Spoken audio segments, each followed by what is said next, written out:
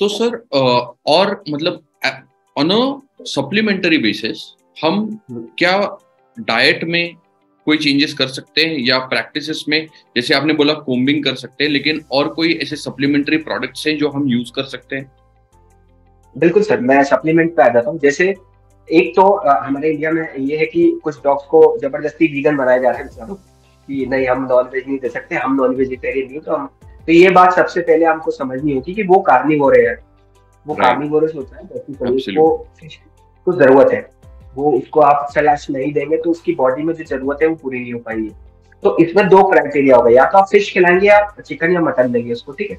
अगर आप उसको फिश दे रहे हैं डेली बेसिस पे 100-200 ग्राम फिश खिला रहे हैं, तो बिलीव मी किसी सप्लीमेंटेशन की, एटलीस्ट हेयर के लिए कोई सप्लीमेंटेशन की जरूरत नहीं है। Fish is the rich source of multivitamin. Omega source fish से अच्छा कुछ नहीं होता है, आंखों के लिए भी अच्छा होता है। आप अगर खरीदने भी जाएंगे एयरफॉल का कोई भी प्रोडक्ट आप लेंगे, वो फिश ऑयल ही देगा आपको। करेक्ट, देखे करेक्ट, वो फिश ऑयल आप ले लीजिए, इससे एटलीस्ट एक नॉर्मल हेल्थ उसकी मेंटेन हो जाएगी। अब इसके बाद अच्छी क्वालिटी का मल्टीविटामिन ले लीजिए। आप दो चीज चला दीजिए सिर्फ, ओमेगा सोर्स ओमेगा 369 और एक अच्छी क्वालिटी का मल्टीविटामिन। अगर आप ये रेगुलर दे रहे हैं तो मल्टीविटामिन तो उसकी इम्यूनिटी को भी ग्रोथ करेगा, हेयर की ग्रोथ तो होगी होगी, इंटरनल ऑर्गन्स भी अच्छे से ग्रोथ होंगे, आपका डॉग भी कम बीमार पड़ेगा, कोट भी शाइनी रहेगा, ठीक है। तो आपको भी सीधी सी बात है अच्छा फील होगा। ओमेगा सोर्स कंटिन्यू दीजिए, इनका कोई साइड इफेक्ट नहीं है। लोगों को लगता है कि लंबे टाइम तक देंगे तो दिक्कत आएगी, नहीं, ऐसी कोई प्रॉब्लम नहीं है। आप आराम से उसकी डाइट में ऐड कर सकते हैं। और एक और चीज, आजकल ऐसे फीड्स भी कमर्शियल अवेलेबल हो गए भैया। आप चलो आप नॉन वेज नहीं दे पा रहे हैं, एक लिमिटेशन होती है कि हम जैनिज्म में है या हिंदुइज्म में प्रॉब्लम है, तो आप एक काम करिए, ऐसे कमर्शियल फीड्स अवेलेबल होते हैं जो ऑलरेडी फिश स्मोक साल्मन्स के होते हैं, या फिर उनमें फिश का इंग्रेडिएंट बढ़ा के दिया जाता है। तो एटलीस्ट आपका डॉग अगर बड़ी हेयर ब्रीड वाला है तो उसके सप्लीमेंटेशन में आपको फिश ऑयल मिलाना है, मल्टीविटामिन देने, और अगर ये दोनों नहीं दे पा रहे हैं तो ऐसा फीड चूज कर लीजिए जिसमें ओमेगा सोर्स फिश अच्छे से इन्वॉल्व हो, आपकी सारी प्रॉब्लम सॉल्व हो जाएगी। सर इसी पे एक सवाल कि ऐसे कोई फूड्स हैं जो नहीं देने चाहिए जिससे बेसिकली स्किन डिसीजेस हो सकती है? ऐसे कोई फूड्स आप बता पाएंगे? आपको बता देता हूँ, देखो सर, नॉर्मली जो स्किन प्रॉब्लम्स बिल्ड होती हैं उसके सबसे दो रूट कॉज होते हैं, सॉल्ट एंड शुगर। अब लोगों को लगता है जीना ही नहीं होता, ये आपकी गलत बात है।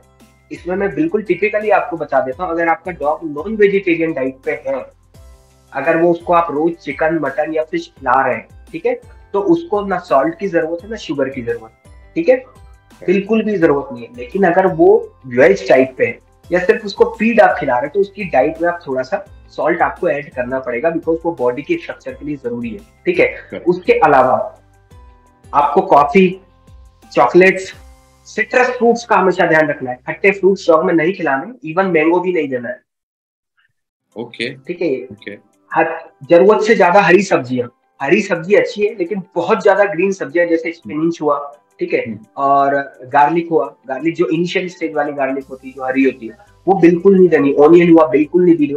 आपको बना हुआ चिकन बिल्कुल ऑफर नहीं करना है। मसाले के नाम पे सिर्फ एक चीज है, वो है हल्दी। अगर आप हल्दी रोज खिलाते हैं आपके डॉग को तो बेनिफिशियल, बाकी कोई भी मसाला डॉग्स के लिए नहीं होता, और ये स्किन हेल्थ में बहुत बड़ा रोल प्ले करता है। अगर आप स्ट्रीट डॉग की आज बात करें, 90% स्ट्रीट डॉग को स्किन प्रॉब्लम आपको देखने को मिलेगी। क्यों मिलेगी? क्योंकि वो पार्ले जी खा रहे हैं। पार्ले जी में दबा के सॉल्ट होता है, शुगर भी अच्छा खासा होता है, आप समझ रहे हैं। और ऊपर से बेचारा अब वो ग्लूटेन उसमें होता है क्योंकि वो आटे मैदे से बना हुआ है। अब आप कहाँ एक इंडियन डॉग के लिए समझने जाएंगे इसको ग्लूटेन की प्रॉब्लम है कि नहीं। तो मेरा ये मानना है कि अगर आपके डॉग को किसी पर्टिकुलर फूड से एलर्जी हो रही है, जो मैंने बताया इसको छोड़ के भी, एक बार अपने डॉक्टर से डिस्कस कर लीजिए। क्योंकि कई बार क्या होता है, हम फंगल, बैक्टीरियल, पैरासिटिक, थायराइड में उलझ से रह जाते हैं, वो बाद में जाके पता चलता है यार कि इसको तो क्या बोलते हैं अपना आटे से प्रॉब्लम है, इसको तो वीट से प्रॉब्लम है, मेज से प्रॉब्लम हो रही है।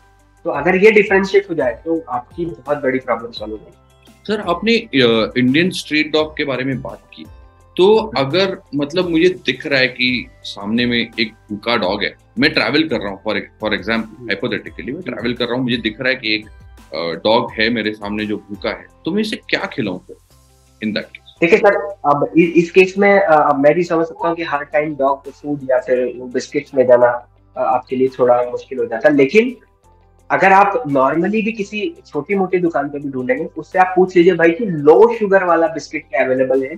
और आजकल बहुत सारे सस्ते लो शुगर वाले बिस्किट्स बहुत आसानी से अवेलेबल होते हैं। आप उसको आराम से खिला सकते। बेस्ट है आप उसको, जो चपाती होती है आसपास कहीं आपको मिल जाती है, या आप अगर दिख रहा है कुछ भी, बेस्ट होता ब्रेड। ब्रेड में कोई भी सॉल्ट शुगर नहीं होता सर। तो अगर आप बिस्किट दे रहे हैं, बिस्किट से बेस्ट अगर आप मुंबई दिल्ली में जाएंगे तो वहाँ पे यही है सर, वो लोग बिस्किट नहीं ऑफर करते हैं, वो अगर आप देख लेंगे तो ब्रेड ही खिलाएंगे। मैंने बहुत बार नोटिस किया। लेकिन अगर आप हमारे जो सेंट्रल इंडिया की तरफ आएंगे, एमपी में आएंगे, इंदौर भोपाल तरफ जाएंगे, तो दे लव डॉग टू मच। तो जो उनके हाथ में आ रहा है जाने दो, बोले यार भूखा है कुछ भी खा लेगा, क्या दिक्कत है। तो एटलीस्ट अगर थोड़ी अवेयरनेस हो जाएगी तो उनका भी भला हो जाए, क्योंकि वो उनको फिर ट्रीट करना मुश्किल हो जाता है। तो मेरा ये मानना है अगर आप ब्रेड खिला दो उसको, या छोटा मोटा जो लो शुगर वाले बिस्किट अगर आपके पास उपलब्ध है आप खिला दीजिए, वो बेस्ट होगा। Thank you for that information, because ये बहुत इंपॉर्टेंट इन्फॉर्मेशन है। काफी लोगों को मालूम नहीं भी होगा ये, क्योंकि सब बहुत लोगों ने बिस्किट्स ही देते हुए बड़े हुए हैं कि हम किसी को चलते हुए देखते हैं कि कोई बिस्किट ऑफर कर रहा है तो वही हमारे दिमाग में रजिस्टर हो जाता है। तो bread is a great alternative. तो thank you doctor. Next question कि जब आपके पास कोई भी पेशेंट आता है तो वो टाइम पे when it is diagnosed with a skin disease, then at that point of time आप कैसे एक लॉन्ग टर्म प्लान बनाते हैं उस पेट पेरेंट के साथ, depending on what the case is? Sir इसमें the key success for dermatological cases is early diagnosis. Treatment आपको कहीं भी मिल जाएगा सर, ट्रीट करना कोई बड़ी बात नहीं है। मैं भी आपको बोल रहा हूँ, अगर आप किसी भी सिम्टम्स के साथ गूगल पे भी जाएंगे तो वो भी आपको ठीक ठाक मेडिसिन बता देगा, लेकिन ये गलत है, ऐसा नहीं करना है। बट मैं सिर्फ बता रहा हूँ, मेन होता है डॉक्टर का कि डायग्नोसिस सही टाइम पे। मान लीजिए कोई स्किन प्रॉब्लम लेके हमारे पास डॉग आया है, ठीक है, मैं एक डर्मेटोलॉजिस्ट हूँ, एक नॉर्मल डॉक्टर ट्रीट कर रहा है। नॉर्मल डॉक्टर क्या करेगा, स्टेप बाय स्टेप पहले फंगल करेगा, फिर बैक्टीरियल करेगा, फिर पैरासिटिक पे जाएगा, आखिरी में जाके समझ आएगा कि भाई इनमें से कुछ नहीं था, तो थायराइड वाली प्रॉब्लम चल रही है। अब मेरे साथ प्लस पॉइंट ये है कि I have been involve in these cases since for last 3 to 4 years। तो अब वो देख के भी समझ में आता है। जहां हमें कंफ्यूजन होता है, हमारी लेबोरेटरी है डर्मेटोलॉजी की प्रॉपर, हमारे पास माइक्रोस्कोप है, हम उसका स्किन स्क्रैपिंग या टेप ले लेते हैं, ऑन द स्पॉट पहले दिन कोशिश करते हैं कि डायग्नोसिस हो जाए। Fungal, bacterial, parasitic and atopic dermatitis, ये 3 चीजें होती हैं, ये हम पहले दिन पे क्लियर कर लें। अगर हमें लग रहा है कि इनमें से कुछ भी नहीं है, साफ मतलब है कि प्रॉब्लम हार्मोनल या फिर मल्टीविटामिन या मिनरल्स की कमी की वजह से हो रही, तो 1 या 2 मीटिंग में हम ये क्लियर कर लेते हैं और उसके हिसाब से लाइन ऑफ ट्रीटमेंट स्ट्रक्चर कर लिया जाता है। और हम ऑनर को पहले ही बता देते हैं कि आपको हमें 1 महीना देना पड़ेगा, ये 1 दिन में सॉल्व नहीं होगी। डॉग्स में स्किन प्रॉब्लम सॉल्व कर पाना थोड़ा डिफिकल्ट टास्क होता है, क्योंकि बहुत सारी मेडिसिन एक साथ देनी पड़ती है, और अगर आपकी डायग्नोसिस कंप्लीट नहीं हो रही तो बिलीव मी, आप जिंदगी में कभी डॉग की खुजली खत्म नहीं कर सकते, पॉसिबल ही नहीं। क्योंकि आप खुद ही समझ लीजिए, अगर आपके डॉग को फंगल इन्फेक्शन है और आप उसको एंटीबायोटिक लाइफ टाइम खिलाइए, कुछ ही नहीं होने वाला है। तो द की हमारा सबसे पहला टारगेट होता है कि we should go on the diagnosis. If we have diagnosed the case on early stages, then we will not consume much time for the dog कि वो वर्स्ट हो गए। हम उसको टाइम पे ट्रीट तभी कर सकते हैं जब डायग्नोसिस हो जाए। तो we really focus on diagnosis. Sir, what is your view on antiseptic powders? Sir ये तो वही बात हो गई कि मतलब जैसे नहीं होगा कि आप अगर आप कोई मान लीजिए कोई गंदा मामला, हमने नाली में हाथ डुबाया है, ठीक है, और अब आप आके, ठीक है, फिर से गंदे पानी से हाथ धो लिया आपने, आप कितने सेफ है उस चीज को लेकर? बिल्कुल नहीं है, ये सब मिथ है। No powder will act, no antiseptic will work barely, क्योंकि ये इतना रेजिस्टेंट हो गया है अभी। अब मैं आपसे बोलूं कि आपको यहाँ पे मान लो इन्फेक्शन हो गया, बोरोप्लस लगा लीजिए, Boroplus also antiseptic, will it work for you? No, will not work. We need perfect diagnosis और परफेक्ट ट्रीटमेंट। अगर आपके डॉग को सिर्फ कट लगा है और वहाँ पे हल्का सा बैक्टीरियल इन्फेक्शन हुआ है, तो लो ग्रेड की एंटीबायोटिक काम कर जाएगी। डीप कट लगा है, हेवी बैक्टीरियल इन्फेक्शन जा रहा है, तो फिर आपको सेकंड जनरेशन की एंटीबायोटिक देनी पड़ेगी। This is the right cost. Powder से और स्प्रे लोशन से बहुत लो लेवल का इन्फेक्शन आप खत्म कर सकते हैं।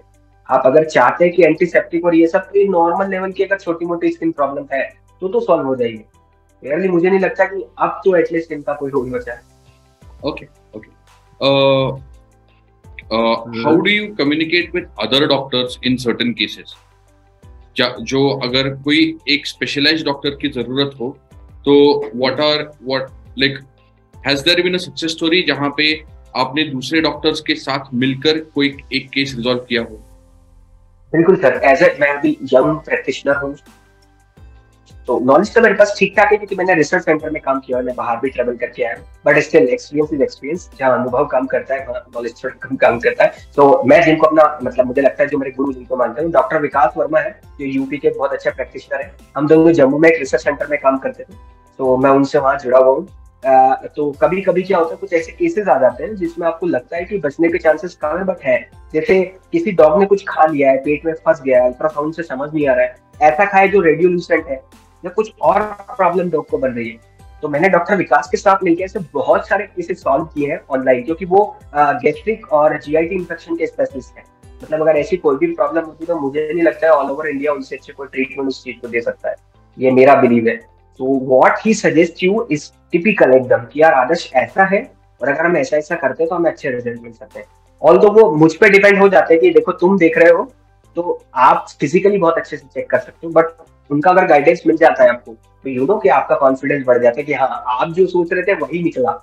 और अगर बाय चांस कुछ अलग भी निकलता है तो एटलीस्ट आपके पास गाइडेंस है, क्योंकि सीनियर्स जो अपने एक्सपीरियंस से अर्न करते हैं सर, जैसे मैं हूँ आज, मैं जो सीख रहा हूँ, मान लो मैं 30 साल प्रैक्टिस करने के बाद कुछ चीज ऐसी सीखा हूँ जो किसी को नहीं आती है, और अगर मैं किसी जूनियर को पास ऑन करता हूँ तो वो 30 साल की चीजें 1 साल में सीख गया है।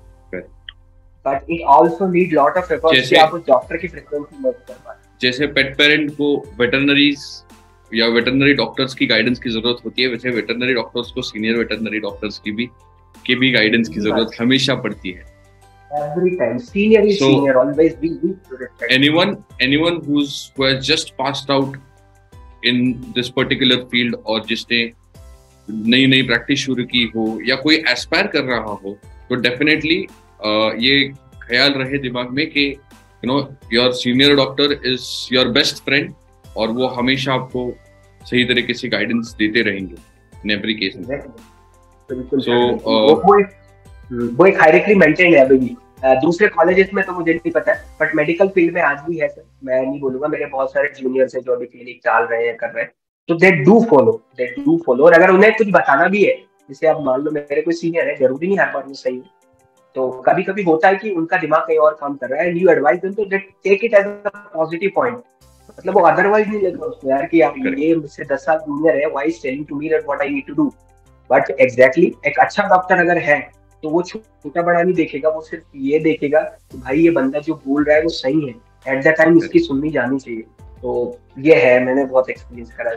तो और एक लास्ट चीज मैं लोगों को, अगर कोई यंग वेटरनरियंस को देख रहा है, मैं भी यंग ही हुआ सर, बट मैं उसको एक चीज बताना चाहूंगा सर कि अगर आप सच में सही हैं और आप इस पैशन और इस प्रोफेशन को लेकर पैशनेट है तो सब चीज भूल जाइए, जो भी आपका है सब कुछ पूरा अपने आप को इसमें ढाल दीजिए। आपको इतने अच्छे रिजल्ट मिलने वाला, आपको एक ऐसा करियर मिलने वाला है जो आपको दोनों चीज देगा।